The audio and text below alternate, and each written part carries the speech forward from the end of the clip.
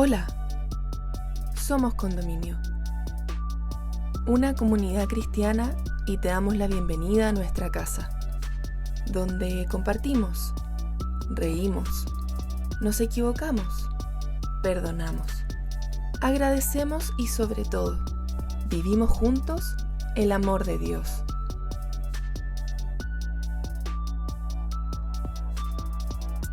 Llegamos a ti con el último episodio de nuestra serie Los negocios del Rey, donde reflexionaremos en el episodio titulado Nuestra misión,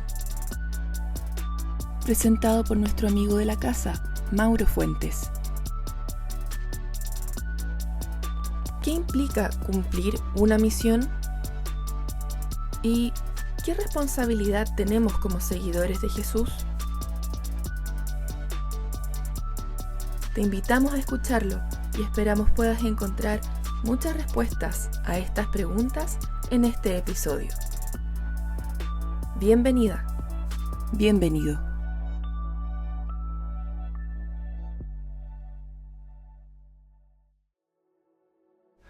Hola amigos, hoy llegamos al final de esta serie llamada Los negocios del Rey, en que hemos pasado por hermosos y conocidos relatos de la Biblia. En el episodio 1, llamado A partir de cero, hablamos de la parábola de los talentos. En el segundo episodio vimos el valor del ahorro y hablamos de la parábola de las 10 vírgenes. En el tercero hablamos del valor de la herencia y vimos la parábola del hijo pródigo. Y en este cuarto y último episodio vamos a hablar acerca de nuestra misión.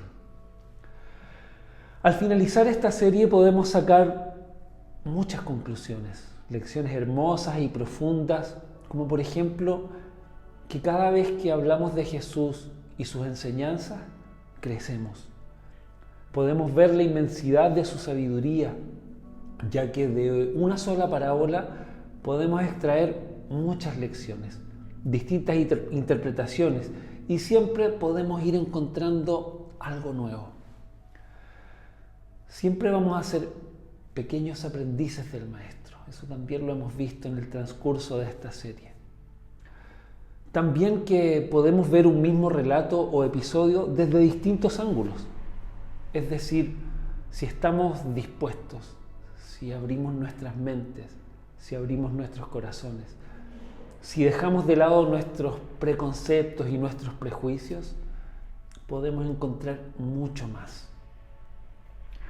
Hemos visto también que el error siempre ha estado de nuestro lado. Hoy y siempre no hemos comprendido a Dios. Lo hemos tergiversado y peor aún, le hemos otorgado carácter y actitudes que no son de Él. Actitudes, pensamientos y acciones que están más cerca de nuestro propio comportamiento. También podemos ver que las enseñanzas de Jesús siempre son relacionales, o sea, priman las relaciones humanas por sobre las leyes, las doctrinas, las creencias, las costumbres, etc. Asimismo, hemos visto que cuando hablamos de Dios, siempre lo formulamos de una forma que para nosotros es simple de entender, de una forma cuantificable. Sin embargo, cuando hablamos de Él, sabemos que estamos hablando de cosas mucho más grandes, incluso de lo que nosotros mismos alcanzamos a entender. En la suma de todos estos aspectos, entendemos que conviene conocer a ese Dios real, ese Dios de amor, este Dios que nos busca y que nos llama, aunque estemos equivocados, aunque no queramos verle, aunque estemos nadando en las aguas más profundas. Bueno, el capítulo de hoy está basado en un relato bíblico llamado La Gran Comisión.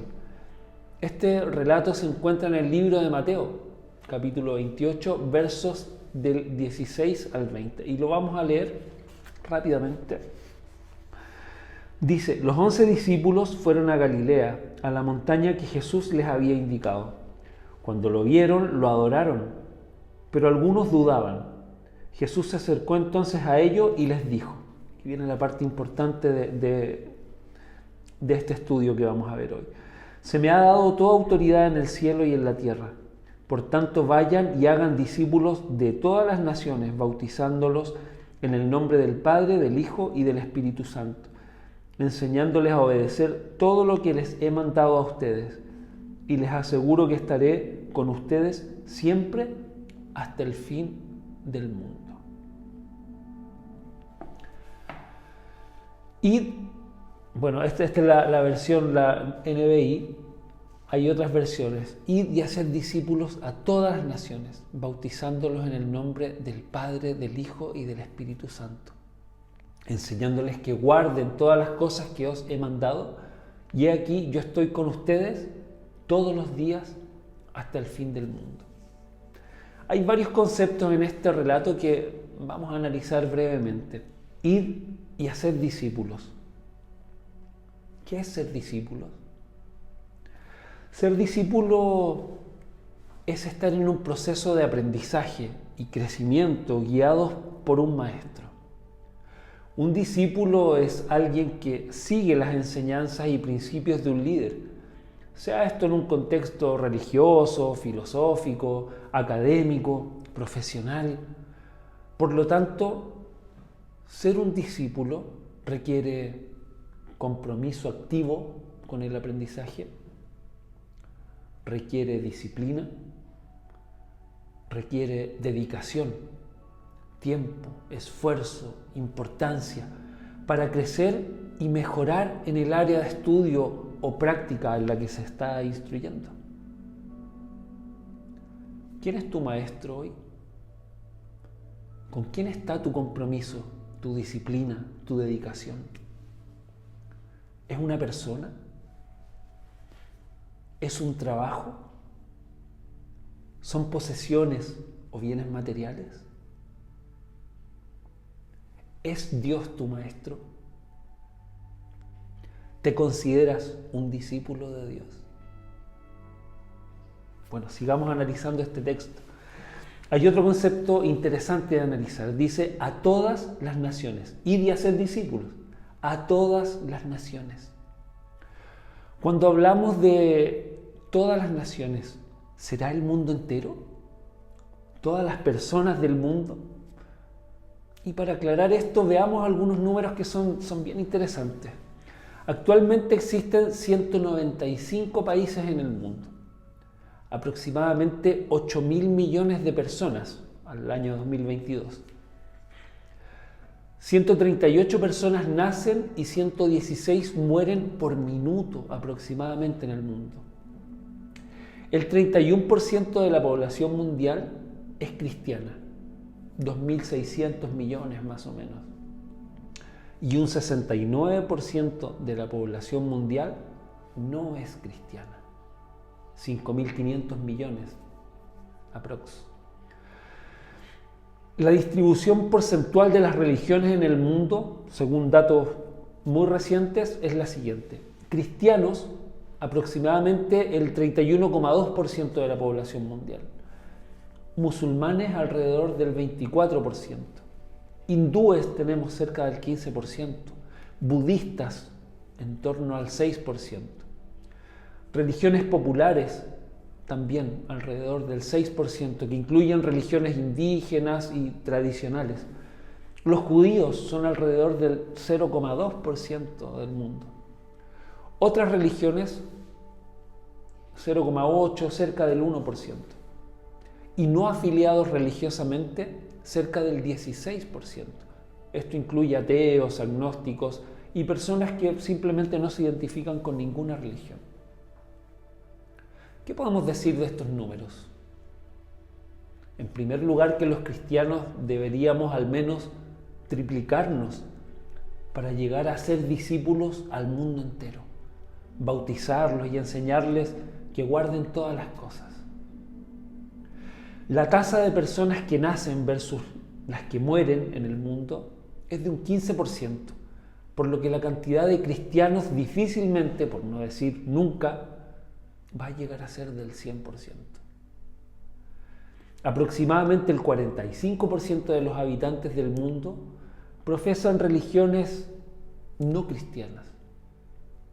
que difícilmente, por no decir es imposible, que cambien. La pregunta es, ¿qué quiso decir Jesús con todas las naciones?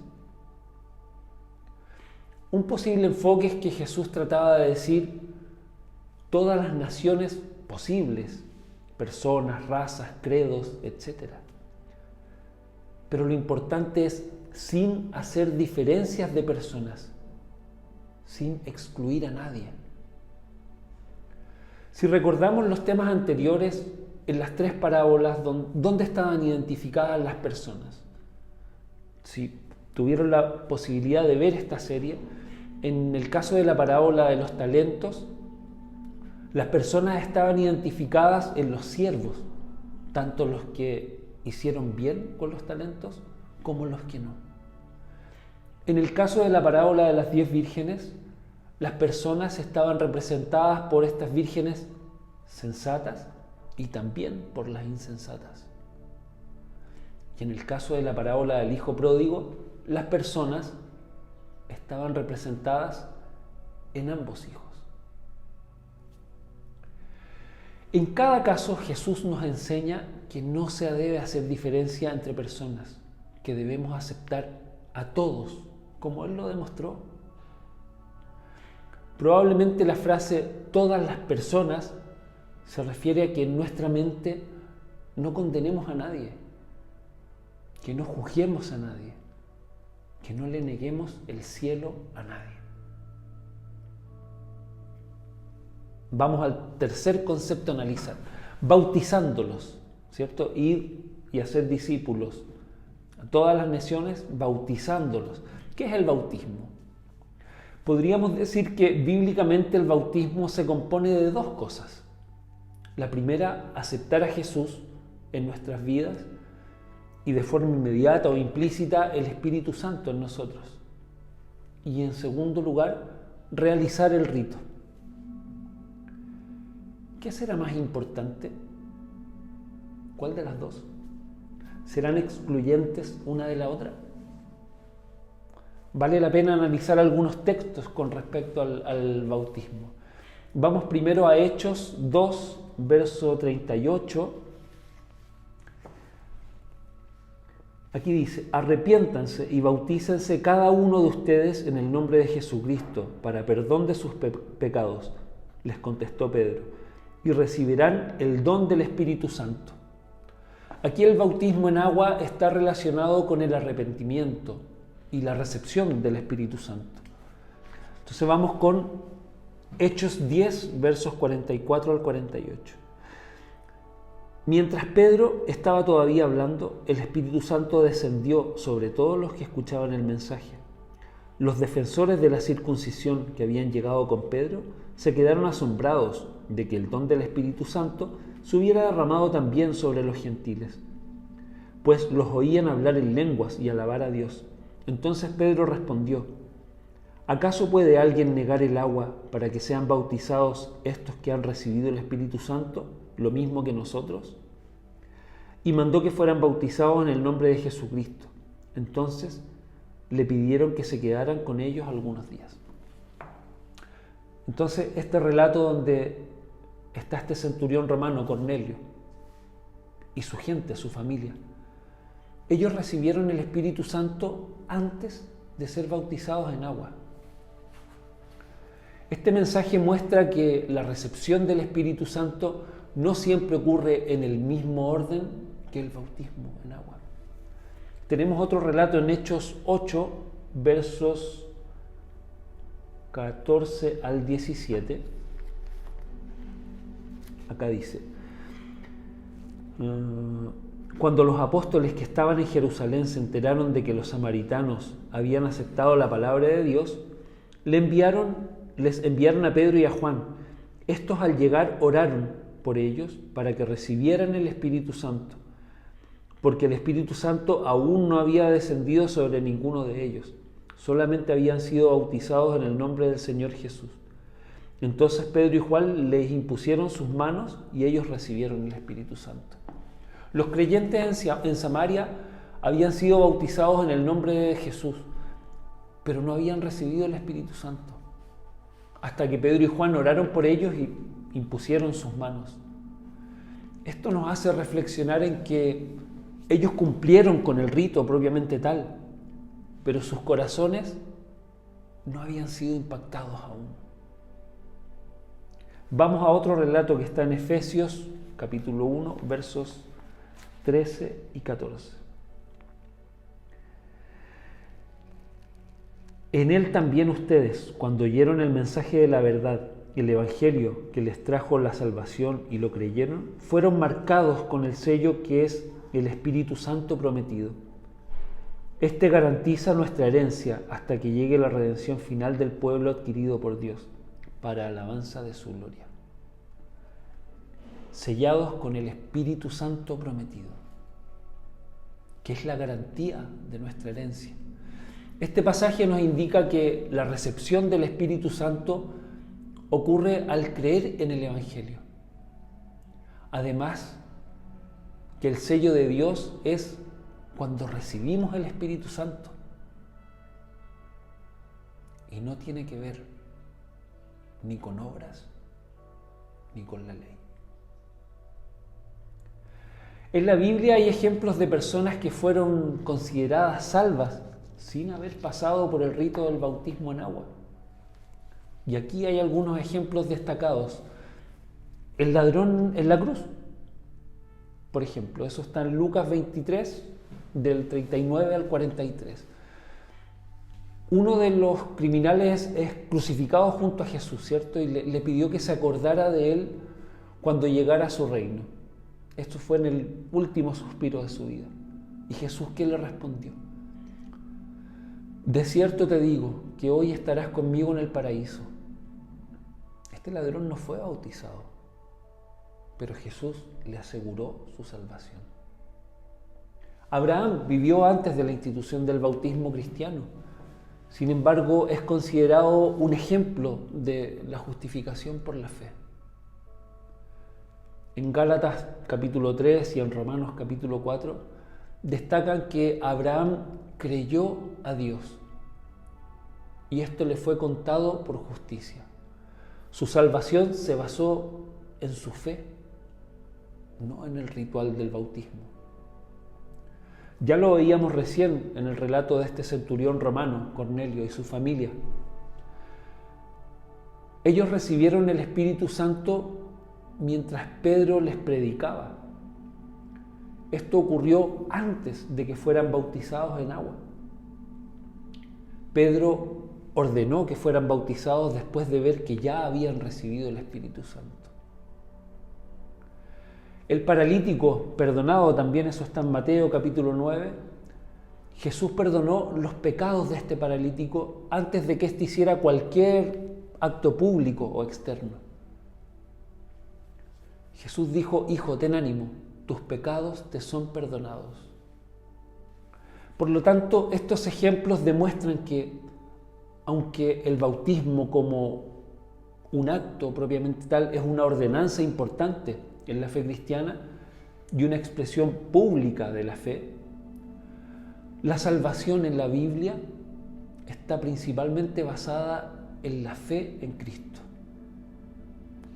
La salvación, según las Escrituras, es un acto de gracia divina que no está necesariamente limitado por la realización del bautismo en agua.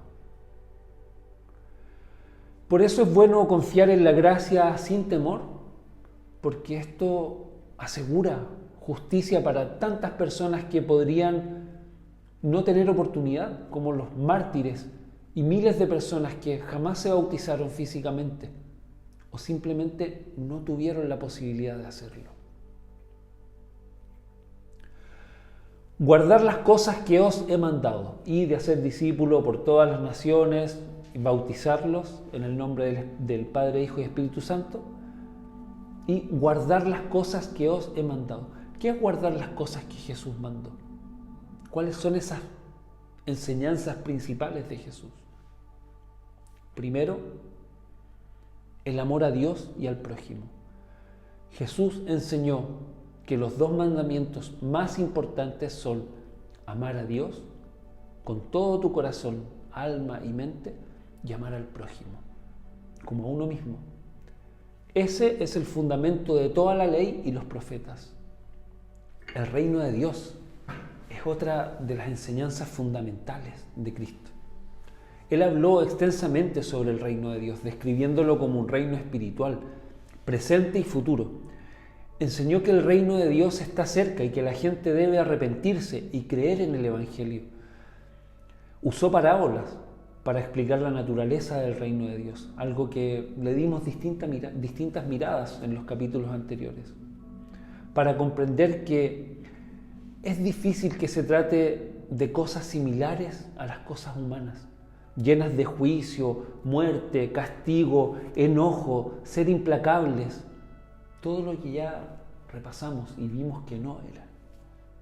El Sermón del Monte. En el Sermón del Monte expuso principios éticos y espirituales profundos. Incluye las bienaventuranzas que destacan las bendiciones para los pobres en espíritu, para los mansos, para los que tienen hambre y sed de justicia, y otros también. La regla de oro. Jesús enseñó, así que en todo traten ustedes a los demás tal y como quieren que ellos los traten a ustedes. En Mateo 7 está eso. Este principio de empatía y justicia es fundamental en sus enseñanzas, algo que también repasamos en las temáticas anteriores. Perdón y misericordia. Jesús enfatizó la importancia del perdón, enseñando que debemos perdonar a otros para ser perdonados por Dios.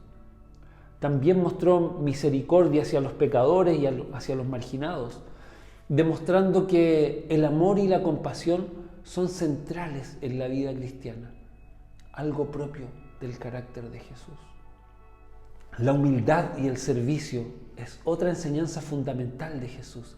Él nos enseñó que la grandeza en el reino de Dios se encuentra en la humildad y en el servicio a los demás. Dijo que el Hijo del Hombre no vino para ser servido, sino para servir y dar su vida en rescate por muchos. La fe y la confianza en Dios. Jesús constantemente llamó a la gente a tener fe en Dios. Enseñó que con fe, incluso tan pequeña como una semilla de mostaza, se pueden lograr cosas extraordinarias. La vida eterna. Jesús también enseñó sobre la vida eterna y la promesa de la resurrección para aquellos que creen en Él. Enfatizó que Él es el camino, la verdad y la vida, y que nadie va a llegar al Padre si no es por Él. Estas enseñanzas formaron la base de la misión de Jesús y continúan siendo fundamentales para los cristianos en la actualidad. Y vamos con la última reflexión. Hasta el fin del mundo. ¿Qué es el fin del mundo? Aún en nuestros tiempos existen personas terraplanistas que creen que la Tierra es plana. Para ellos el fin del mundo está ahí, en el horizonte, ¿cierto? Al final. Pero ¿a qué asociamos el fin del mundo? A catástrofes, cataclismos, guerras. Actualmente hay muchos conflictos bélicos activos en el mundo. Ucrania con Rusia, Myanmar, Yemen, Sudán, Somalia, Etiopía, República Democrática del Congo, Israel y Palestina. ¿Pudiera ser que el fin del mundo para una persona de cualquiera de estos países en este momento sea exactamente lo que están viviendo?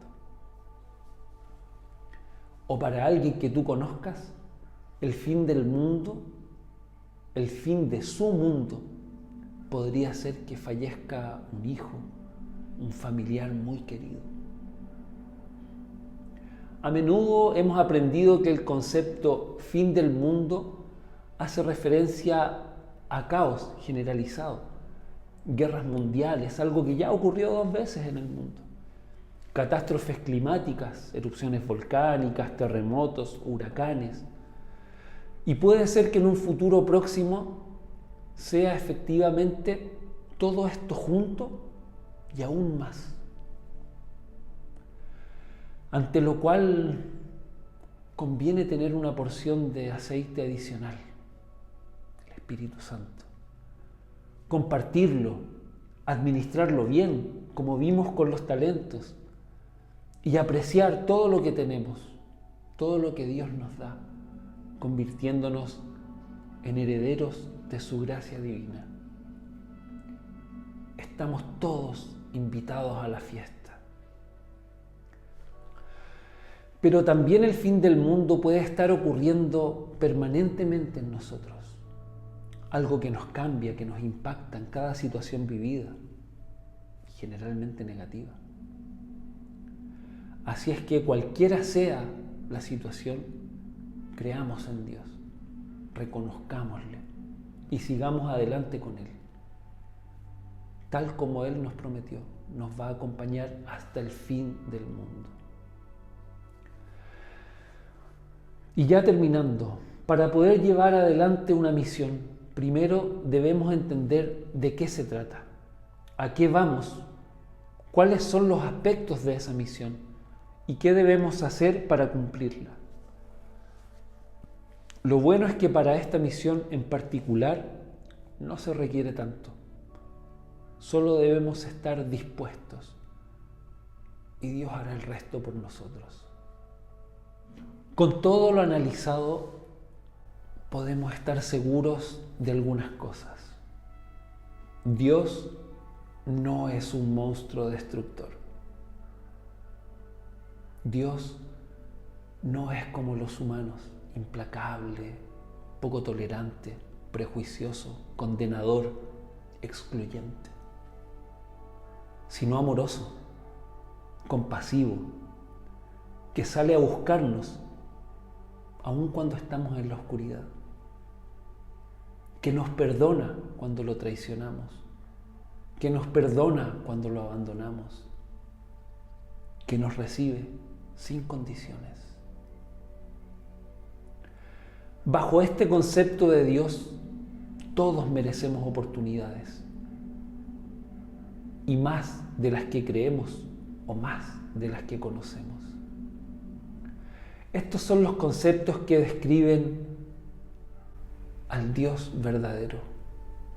Búscalo, atesóralo, compártelo.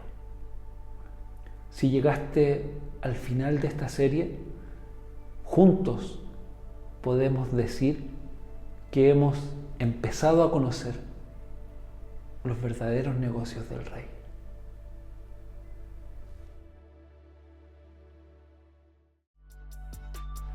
Bien amigos, hemos llegado al final de este tema, al final de esta serie. Esperamos que haya sido de tu gusto, pero bueno, puedes encontrar mucho más contenido además de esta serie en nuestras redes sociales y también ahí podrás encontrar información acerca de fechas y lugar donde nos reunimos presencialmente, que eso sería muy importante para nosotros, poder conocerte, poder compartir juntos el amor de Dios, como es nuestro lema en Condominio, pero de forma presencial, poder abrazarnos. Así es que estás cordialmente invitado a ser parte de Condominio. Hasta pronto.